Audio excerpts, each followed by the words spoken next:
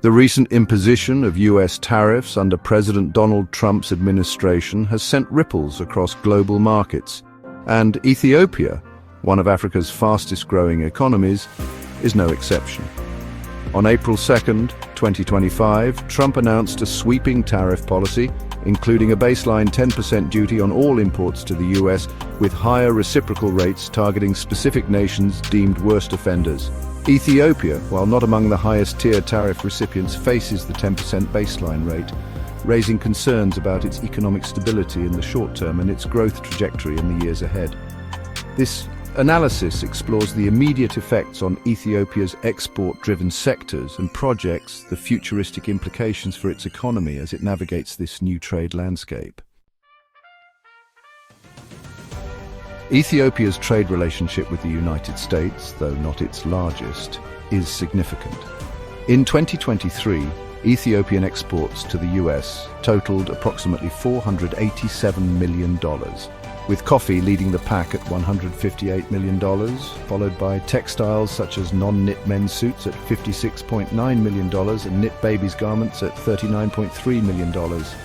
The 10% tariff, effective April 5, 2025, directly increases the cost of these goods for US importers, potentially reducing demand and squeezing Ethiopian producers.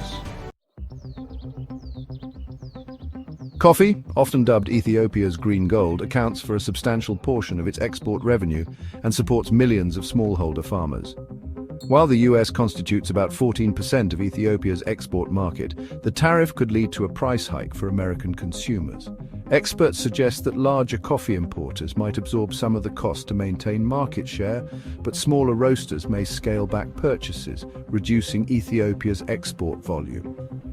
The textile and garment sector, a cornerstone of Ethiopia's industrialization strategy, faces a steeper challenge, with the US no longer offering duty-free access under the African Growth and Opportunity Act, AGOA, from which Ethiopia was removed in 2022 due to human rights concerns. The new tariff compounds existing barriers.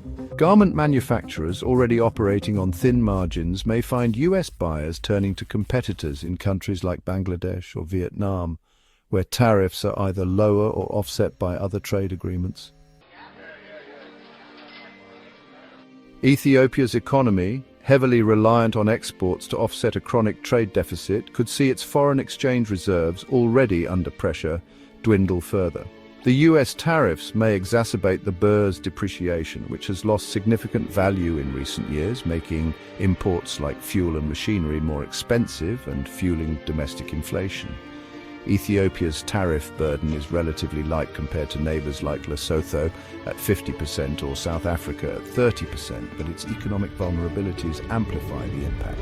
The loss of AGOA privileges, coupled with reduced US foreign aid following cuts by the Trump administration in January 2025, leaves Ethiopia with fewer buffers. Meanwhile, its recent accession to the BRICS group, Brazil, Russia, India, China, South Africa in 2024 offers a potential lifeline, with China and the UAE emerging as dominant trade partners.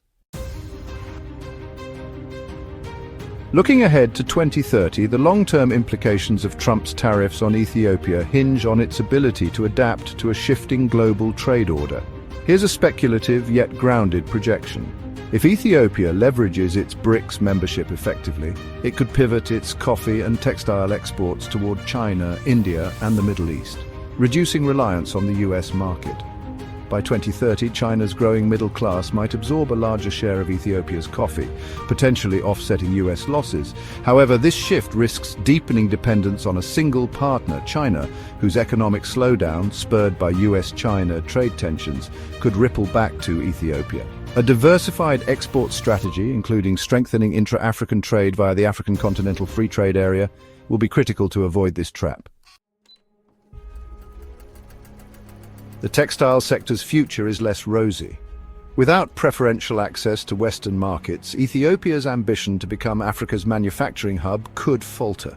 By 2030, industrial parks might see reduced foreign investment as companies prioritize tariff-friendly locales.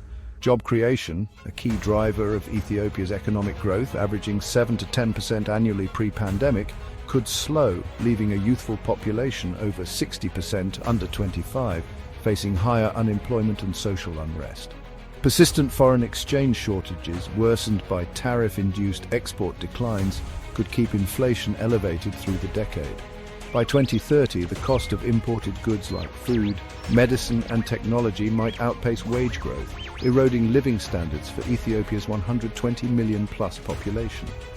Rural farmers, unable to compete in a tariff-heavy US market, may shift to subsistence agriculture, reversing gains in poverty reduction.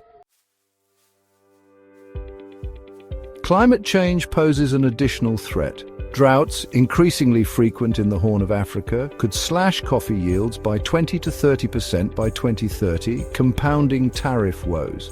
Geopolitically, Ethiopia's strategic position, bolstered by its BRICS alignment, might attract infrastructure investments from China, such as rail or port upgrades, enhancing export capacity. Ethiopia's government has yet to outline a comprehensive response, but officials hint at diplomatic efforts to negotiate exemptions with Washington.